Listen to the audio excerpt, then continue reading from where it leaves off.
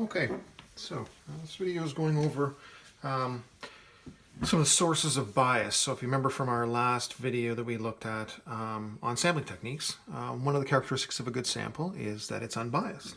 Okay, so these are some places in which bias can sort of creep in and appear, okay, in the process. Okay, so they name 4 different sources of bias in your textbook, and other textbooks sometimes they add another one in, but in both the ones that I've seen, this is pretty much the types of bias that predominate. Okay, so we'll start with the simplest and the most straightforward out of all, and that is sample bias. Okay, and sample bias is an example of bias that's introduced by you choosing a sampling frame that is not necessarily representative or shows favoritism towards some individuals being sampled in the population rather than others. It doesn't necessarily mean not random. It just means that even though randomly sampled, the sampling frame is adjusted or improper. Okay? Then here it says when the sampling frame does not reflect the characteristics of the population, which could also mean that it's not representative. Okay, but again, these sometimes are types of bias that are unconscious, but that are created and introduced as a result of it. Okay, so the example that they use in your textbook, and these are all taken directly from your textbook, is the survey students at a high school football game and ask them whether the school should spend their extracurricular fund on new instruments for the band or new equipment for the football team. Well, you're looking at a high school football game. If it's a high school football game, you're only going to get, even though you think that it's all of the students at the school, you're going to get a subset of the population who is more interested in football things than would be interested probably in band things.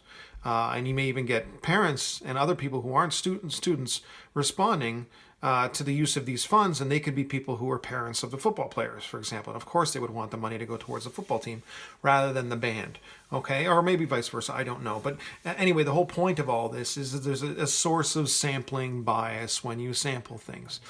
Sampling bias can be introduced by how you select individuals to be sampled as well. So for example, if you're sampling fish in a pond and you want to know the average, I don't know, mass of a certain fish in the pond, and you use a net of specific size, well, the little fish are going to squeak through, and it's going to predominate with fish that are bigger than the mesh in the net, which does suggest a sample bias because you're eliminating individuals from the population and not even knowing that you're eliminating them from doing so. I mean, for those of you guys who've seen the show, have seen the movie Finding Nemo, you'll know it. That scene right at the end when Dory gets caught, she gets caught in that fisherman's net because the mesh is she's too big for the mesh that's on the fisherman's net, but Nemo and Marlin, one or the other, I can't remember, just slips through no problem because he's a small clownfish.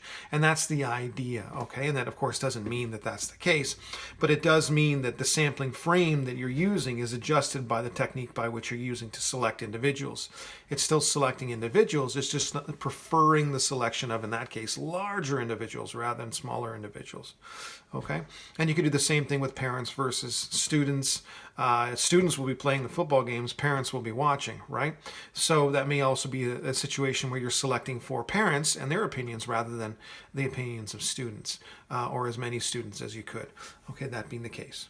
All right, so that's an example of a sampling bias that can exist and definitely modify, even if you're trying to be representative and random and use all the techniques that we've used, it can still cause problems and introduce bias and inaccuracy in the measurement of whatever it is that your population is that you're measuring.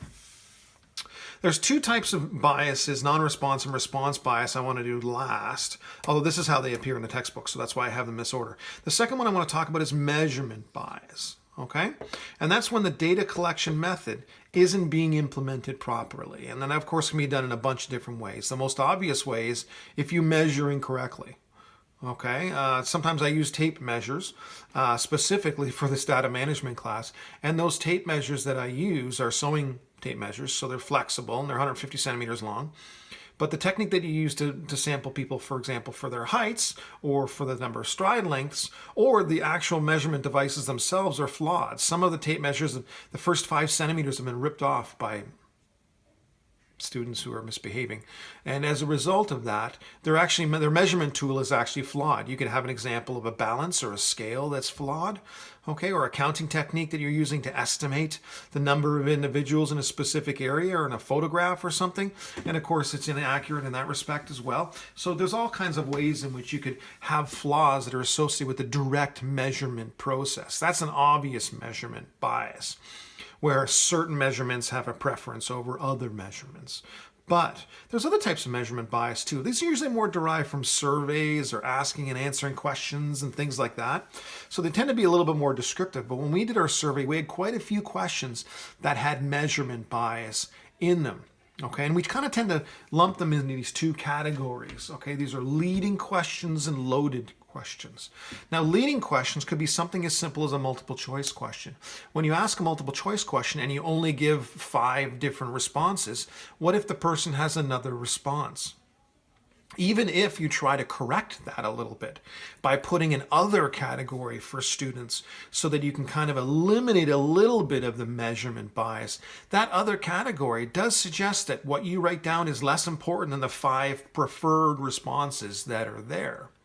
Now, ideally, what that would mean is you would just leave a blank, and the blank that you would leave would be where they would put their answer and not have multiple choice. But then the problem runs about this is it gives you too many options when you're actually doing the sampling process. So what you're trying to do is limit variability and at the same time allow people to understand that their answers are just as valuable as anybody else's answers, or the ones that are listed as A, B, C, D. Okay, so that's an example of that one. And then this one's, it's pretty obvious. You conduct a survey in your school asking who is your favorite teacher, Mr. Henley, Mr. Colley, or other. Well, there's definitely a bias in how you would respond to A, because I am probably the teacher that you're teaching right now. If you're a data management student at Loyola, both of us teach data management, so it's one or the other. But look, A and B tend to seem to be preferred. If you put C other and don't put a space, that means it makes you think that you don't care about, I don't care about your answer. As a result, people will tend to either answer A and B for approval purposes, or answer C because they're not happy or feel like their needs aren't being met. Even if you put a blank when you said other and then said please list, it's a little bit better, but it's still suggesting that this response and this response is more valuable and certainly more of what I'm looking for than the third response. And for people who are pleasers, will tend to go towards A or B. So that's an example of a leading question. So you need to be careful with those. Okay. Survey, another example of type of question, is a loaded question. And this question is loaded because of the language that's used, and even sometimes how it's asked or who is asking it. Okay? A survey asks people the question, do you approve of the bylaw in which the government will dictate whether you have the right to smoke in a restaurant? Okay? And there's a couple of words in there that are basically designed to inflame you in your thought process so that you tend towards one answer or another answer. One good one is dictate. By suggesting dictate, you're suggesting no to the bylaw because I will not be dictated to. I am not one to be controlled. I'm a human being with thoughts and opinions and ideas. And whenever people see the word dictate, wow, they just move away from it. I mean, dictator has got a horrible connotation to it through history. So keeping that idea in mind is another thing. Another thing is rights. You know, people in a free society are very, very sensitive about losing their rights. You know, even some people will say, well, you know what, I believe in the right to free speech, and I'll fight for your right to speak, despite the fact that I may not like what it is that you're saying. I'll defend your right to say it. Okay, and that being the case, rights are very powerful. So removing rights, again, this is trying to tend people towards the whole idea of no, I don't think we should do this. Not because of the bylaw, not because of the smoking issue, but because of dictate and rights. Okay? Another thing that can make people a little bit more, I don't know, iffy is the idea of government and governmental control. Okay? You could just ask, do you approve of the bylaw? We assume that the laws and bylaws are proposed, written, and voted upon by the government, amended by the government. But by adding the government in there, especially with words like dictate and rights, makes people a little bit hesitant. And as a result, it's a loaded question. It's kind of like me saying, you don't drink alcohol, do you? And say basically passing judgment through the words that I'm saying or the tone that I'm using, rather than me just asking you a question, do you drink alcohol?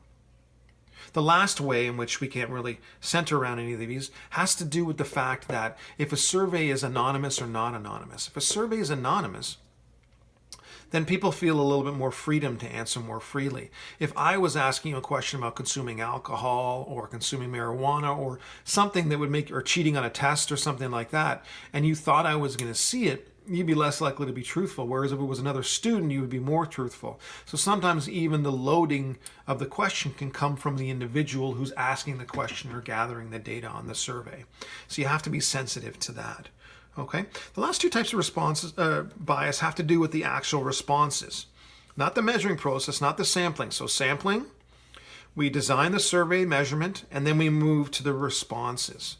Okay, the first type of response I want to include is non-response bias. And non-response bias means the problem is in the people who don't respond. Bias is creating by some people not responding, not because of sampling, not because of measurement.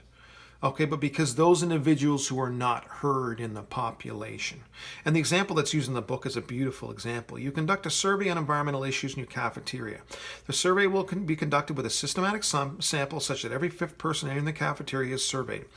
Less than half the students asked to participate actually complete the survey. That means, of course, that half of the people did not respond, and it's the bias of the people who did not respond. If it's about environmental issues, there's generally two groups who are going to respond. One, people who are passionate about the environment and care about the environment, and two, people who think that people who care about the environment are idiots. The people in the middle are the ones that don't respond. We often call them the silent majority. And that's the type of thing that jumps up and appears when people win elections and lose elections, or, laws are passed. It's those people that we didn't survey, that we didn't ask, that are surprising the results. Like, for example, when President Trump got voted in last term in 2016, they showed the fact that the Democrats were probably going to win, but they hadn't. There were so many people who were silent voters for Trump or against Hillary Clinton that in the end what happened was the silent majority really determined how that election was going to turn out. Okay. Another example that's good for this would be an example for those of you guys who work in a restaurant. And if they have like complaints or things that are written on receipts they're supposed to go to the manager. If the manager uses that as a way to gauge how his help is doing, there's two people who are going to respond. People who had horrible service, who are very, very, very upset. Of course, making the manager think that the wait staff is doing a horrible job, or those people who had a wonderful experience and are very nice and took the time to respond. But usually in those suggestion boxes are on those things. They're almost always complaints. So if you use that as a measure of how your service staff are doing, then of course you're going to have a misrepresentation, because all the people who have a normal meal and they're happy and satisfied, they don't say anything. They just leave and go on with their day. They pay and they leave a tip and the rest is history. But they don't leave a comment on the receipt or a comment in the suggestions box. Okay, it's the people who are upset or the people who are ecstatic. No one in between. That silent minority. So it's the non-responders in non-response bias, or that create non-response bias. The last type of bias is response bias. And in response bias, the problem is in the responses themselves. They are not truthful. Okay? So this occurs when participants in a survey deliberately give false or misleading answers. They either lie because they're embarrassed, or because they want to make fun, or they want to screw things over, or they want to mess stuff up for you, okay? Or they're messing with you, or maybe they're trying to impress you, or trying to impress someone, or trying to impress the person who's beside them who they're answering the survey next to or with. Who knows? The whole idea is those individuals intentionally lie because they feel like there's probably going to be some sort of judgment for or against them based on how they answer. So this is the one where anonymity in a survey, leaving your name off the survey, is key. Because if people know that the recipient, the reader, is not going to judge them because their name is not included, then they're more likely to answer truthfully. If someone that they're answering to, or that they're giving the survey to, is someone that either they don't have a vested interest in impressing, or they're not attracted to, or they're not trying to impress, or it's like a teacher or something like that. Okay, if it's someone that you don't have a vested interest in making happy or sad or impressed or unimpressed with you, then you're more likely to answer the survey honestly. And there's an example in here about smoking. That's just fine because it can be embarrassing for some people. But my wife is a nurse, and I like to use an example of when she was working in the emergency floor. She would have patients come in and she would ask them questions about, what was it that they've consumed because they're behaving weirdly and so on. And so someone would tell them, but they think, of course, that the nurse is going to get them in trouble or tell the police. So what they do is they lie. They say, for example, if someone comes in and they're having all kinds of health problems, and Mrs. Henley asks, or the nurse asks them, have you been consumed any drugs or alcohol tonight? And the person says, no, nothing at all. And then, of course, the person doesn't get any better, and you go back and you say, listen, we really think that this person's experiencing effects of this particular drug or this particular overdose of alcohol. Can you please tell me? And then they tell you a little bit of the truth. Oh, they've had a couple of drinks, and then they smoked a joint or something like that. And then you go back later on because, this person's at death's door, they're doing horribly, and this person is still lying, their friend who brought them in. And you ask them, listen, have they done any drugs? This is a life or death scenario. And then they say to you finally, oh, okay, well, they did all this, cocaine and marijuana and took all these different drugs and so on and so forth. And then finally they get the truth. Okay, another idea is that when they ask people if they consume alcohol and how many drinks they consume in a week, for example, they tend to underestimate. So they'll say, oh, I drink a beer a night because, they don't want people to judge them. But in realism, they probably drink 2 or 3 beers a night. And so nurses always know to adjust that mark for probably a lie based on the fact that the person may be, withholding a little bit of truth because they're embarrassed in that scenario. So that's an example of response bias. So read over the examples in the textbooks, which aren't much different than this, and go over those questions to help illustrate those concepts and ideas.